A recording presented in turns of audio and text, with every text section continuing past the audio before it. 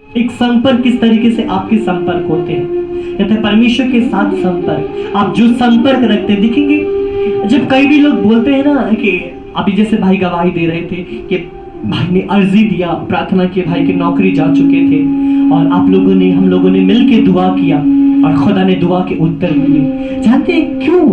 यूं तो दुनिया में बहुत सारे लोग हैं, बहुत सारे लोग हैं, पर कुछ लोग ऐसे हैं जिनका खुदा के साथ में संपर्क है। कुछ लोग ऐसे हैं कि हमारा खुदा के साथ एक अच्छा संपर्क है और हम जब खुदा को बोलते हैं तो खुदा हमारी बात को कभी नजरअंदाज नहीं करता, क्योंकि संपर्क मजबूत है। आपकी भी जब खुदा के साथ संपर्क मजबूत हो जाते हैं ना, फिर आप जो भी बात कहते हो, खुदा कभी आपकी बात को टालता नहीं है, नजरअंदाज नहीं करता, बल्कि आपकी हर एक बात में खुदा एक ही बात बोलता है कि कबूल हो, वो स्वीकार हो, और फिर स्वर्ग से ही आपकी दुआ उत्तर लेकर आती है और फिर आपके जीवन में शामिल हो जाते हैं, क्योंकि एक संपर्क है। ऐसे भाई धन्यवाद दे रहे थे और हम खुदा का धन्यवाद देते हैं कि भैया खुदा से संपर्क है, इसलिए खुदा को जो भी कहते हैं खुदा सुनता है, उत्तर देता है। और आज वचन भी यह किस तरीके से हम संपर्क खुदा के साथ रखते हैं, परमेश्वर के साथ हमारी एक संपर्क है, जिससे कि देखिए कहते हैं इस दुनिया में जो भी कोई आया है वो वापस भी जाएगा। ये दुनिया ऐसे ही है, जिसे न्यूटन लॉ कहते हैं कि जो चीज आई है वो एक दिन वापस भी चले जाते हैं। कोई भी चीज आपके पास इटर्नल नहीं है, सब समय के लिए कोई चीज आपके पास नहीं है, सारी चीजें टेम्परेरी है। जैसे कि आपके मकान ये टेम्परेरी है, आप धीरे धीरे करके इस मकान को आप छोड़ दोगे, आप बदल देते हो, ये सब समय इसके एक लाइफ है, एक एज है। आप एक गाड़ी भी खरीदते हो तो वो भी टेम्परेरी है, 5 साल 6 साल फिर उसके इंजन खराब होने लग जाएंगे, फिर आपको दूसरा लेना पड़ेगा। आप नौकरी भी करते हो, वो भी इटर्नल नहीं है, वो नौकरी भी आपकी टेम्परेरी है। 60 साल तक आप नौकरी कर पाओगे, 50 साल तक कर सकते हो, उसके बाद आपको छोड़ना पड़ेगा। जिंदगी में कोई भी चीज इंटरनल नहीं है, अतः हमेशा कोई भी चीज आपके साथ साथ नहीं रहती। अरे आपके अपने नहीं रहते, आपके भाई बहन आपके साथ नहीं रहेंगे, आपके माता पिता, आपके दोस्त या आपकी कोई भी कर्मचारी है, कोई भी आपका जिंदगी भर नहीं रहते, पर सिर्फ खुदा है जो आपकी जिंदगी में इटर्नल है, जो कल भी था, आज भी और आने वाले कल में भी रहेगा। ध्यान रखिए, जब आप अपनी माँ के गर्भ में जाते हो खुदा तब भी तुम्हारे साथ होता है। कभी आपने सोचा बच्चा माँ के गर्भ में सांस कैसे ले सकता है? यदि आपको एक कमरे में बंद कर दे, खिड़की शीशे तक बंद कर दे, आप ज्यादा समय तक जिंदा नहीं ले पाओगे, क्योंकि सांस कुछ समय तक ले सकते, डब्बे में बंद कर दो, उसके बाद सांस लेना मुश्किल हो जाएगा। माँ के गर्भ में बच्चा सांस कैसे लेता है? कभी आपने सोचा?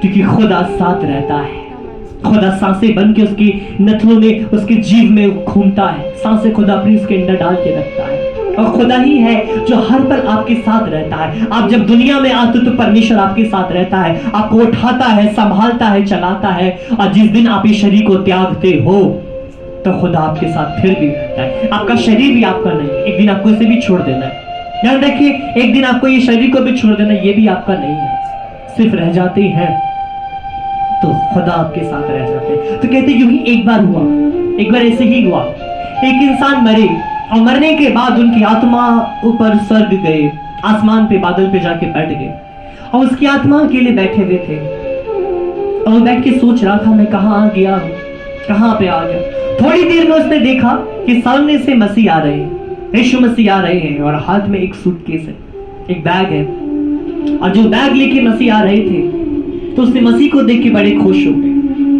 बड़े खुश हो गए। उसने बोला मैं अकेला बैठा था, तुम आ गए। तो इस इंसान ने पूछा ये बैग काहे का है? इसने बोला बेटा ये तेरा ही बैग है, ये बैग जो है तुम्हारा ही है। इसने बोला अच्छा, इस बैग में आप मेरे कपड़े लेकर आए होंगे, क्योंकि मैं तो एक ही जोड़े में ऊपर आ गया हूँ।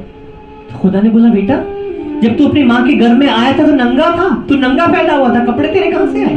तू तो नंगा दुनिया में आया था, तो कपड़े तेरे कहां से हुए? उसने कहा अच्छा। उसने बोला अच्छा फिर तुम कपड़े नहीं, तुम तो मेरी इसमें वो जो दौलत थी, मेरा जो सोना चांदी, मेरे पैसे थे वो लेकर आए थे। तो खुदा ने बोला बेटा वो तो कागज की थी, कागज में मिल गई, नोट तो कागज की थी, वो तो कागज में मिल गए, वो ऊपर से कहां आ सकते हैं?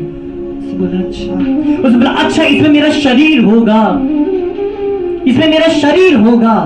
उसने बोला शरीर तेरा कब से हो गया? वो तो मिट्टी का था और मिट्टी में ही मिल गया। शरीर तो मिट्टी का था और मिट्टी में ही मिल गया। इसने बोला शरीर भी नहीं। इसने बोला अच्छा जरूर इसमें मेरी आत्मा होगी, इसमें मेरी आत्मा होगी, इसमें मेरी रूह को तुम लेकर आए। तो खुदा ने बोला बे गधे, रूह तेरी कहां से? रूह तो खुदा की थी, वो तो खुदा में ही जाके मिल गई। आत्मा तो खुदा की थी, वो तो खुदा में मिल गई। तो उसने बोला फिर इसमें क्या है? क्या है इसमें? ना तो मेरे कपड़े हैं, ना मेरा शरीर है, ना मेरी दौलत है, ना मेरी रूह है, तो इसमें है क्या? तो खुदा ने बोला मैं खोल के दिखाता हूं। और मसीह ने जब वो बैग खोला तो बैग एकदम खाली, एकदम खाली, डब्बा खाली बैग दिख रहा है। तो उसने बोला प्रभु ये तो खाली है, इसमें तो कुछ भी नहीं है। तो मसीह ने बोला हाँ ये खाली ही बैग है, क्योंकि तूने दुनिया में रह के खाली बैग ही जमा किया, उसके सिवा तूने कुछ और नहीं किया। तो यदि यहाँ पे प्यार रखता तो उसमें प्यार होता, शांति लेता तो शांति होती, दया रखता तो दया होता, आत्मिक फल लेता तो वो आत्मिक फल होते। पर तूने दुनिया में कुछ भी नहीं रखा से तेरा बैग खाली है। बहुतों का भी बैग जो खाली है, बहुतों की भी बैग जो मसीह के पास है खाली। जबकि कलाम में कहता है स्वर्ग राज में अपने धन इकट्ठे करो। आपने क्या धन इकट्ठा करा? अभी तक आपने अपने बैग में क्या डाला? आप लोग अपने बैंक में पैसे जमा करते हैं, बहुत से लोग हैं जो बैंक बैलेंस जमा करते हैं, कुछ लोग गुल्लक में जमा करते हैं, गुल्लक बना के पैसे डालेंगे, सिक्के डालेंगे, कुछ लोग डब्बे में करते हैं, कोई किसी के पास करते हैं। आपने कभी स्वर्ग में धन इकट्ठा किया? आपने स्वर्ग के लिए कौन सी दौलत इकट्ठी करी? कभी आपने सोचा कि अपने बैंक के तो आप बैलेंस भरते जा रहे हैं, स्वर्ग का जो आपका अकाउंट है उसमें कितने रुपए पड़े हैं, उसमें कितनी दौलत पड़ी? कभी चेक किया उसको? आपके बैंक की आपकी पासबुक है, बार बार आप चेक कर लेते हो। बहुतों को फोन पे आ जाता है मैसेज, कुछ लोग फोन पे गूगल पे इस्तेमाल करते हैं, तो भैया उनके फोन पे मैसेज आता है मेरे बैंक में इतना पैसा है, इतना उनको और बैलेंस का मालूम चलता रहता है। स्वर्ग राज में कितनी दौलत है उसकी कभी जानकारी करी आपने? कभी सोचा स्वर्ग में कितनी दौलत इकट्ठी करी है? उसे कैसे देख रहे हैं आप? क्योंकि स्वर्ग राज आपका वो जीरो अकाउंट की तरह है, अभी तक कुछ नहीं आया।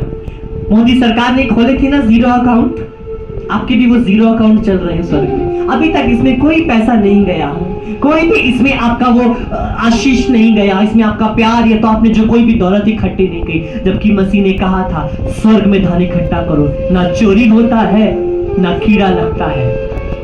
और ध्यान रखो जब आप वहां पे स्वर्ग में धन इकट्ठा करने लगते हो तो खुदा ब्याज में आपको पवित्र आत्मा देता है। हालेलुया! ब्याज में पवित्र आत्मा मिलता है, आपको आशीष मिलती है, चंगाई जो खुदा उसके ऊपर और लगा के अपनी तरफ से देता है, बहुतायत से देता है। आप थोड़े इकट्ठा करते हो, खुदा डबल करके आपको देता है। कलाम में मसीह ने बता भी दिया था, कहानी में बता भी दिया था कि जिसको मसीह ने किसी को 5 दिया, किसी को 10 दिया और किसी को 1 दिया, कुछ ने 5 और कमाए, उसे और दे दिया गया।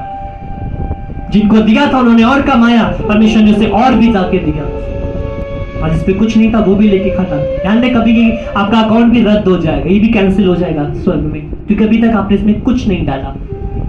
स्वर्ग में क्या धन इकट्ठे कर रहे हैं? ना तो उसमें अभी तक धार्मिकता गिरी, ना तो विश्वास गिरा, ना दया गिरी, ना क्षमा गिरा, और स्वर्गीय धन के अकाउंट अभी तक खाली है हमारे, यदि भी खाली होके बैठे। कलाम को जब हम लोग देखते हैं तो वचन में प्रभु कहता है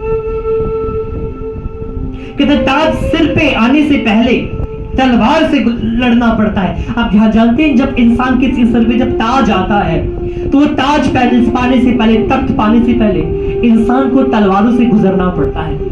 एक राजा के सर पे ताज तब पहनाया जाता है जब तक वो जंग में जाके सिपाही नहीं बनता। ध्यान रखिए, मैं कल एक फिल्म देख रहा था, एक हॉलीवुड फिल्म हम देख रहे थे, तो उसमें मास्टर बनते हैं, और ये मास्टर पढ़ाई वाले मास्टर नहीं, ये कुंग फू मास्टर थे। तो इसमें जो मास्टर उन्हें बनाया जाता है जो सब में श्रेष्ठ होता है, पहले उन्हें सबसे लड़ना पड़ता है, सारे योद्धाओं से लड़ना पड़ता है, और अंत में जो जीतता है वही कुंग फू मास्टर बन जाते हैं। खुदा भी यही कहता है कि जो आपके सिर पे वो जो ताज पहनना है उसके लिए पहले तलवारों से होकर गुजरना चाहता है। मसीह के सर पे जो अनुग्रह का ताज पहनाया गया, जो पिता के पास वो जाके बैठा, वो पाने से पहले उसे कलवरी से गुजरना पड़ा, सलीब को लेना पड़ा, कांटों के ताज को सिर पे लेना पड़ा, तब जाके वो अनुग्रह का ताज उसके ऊपर आया।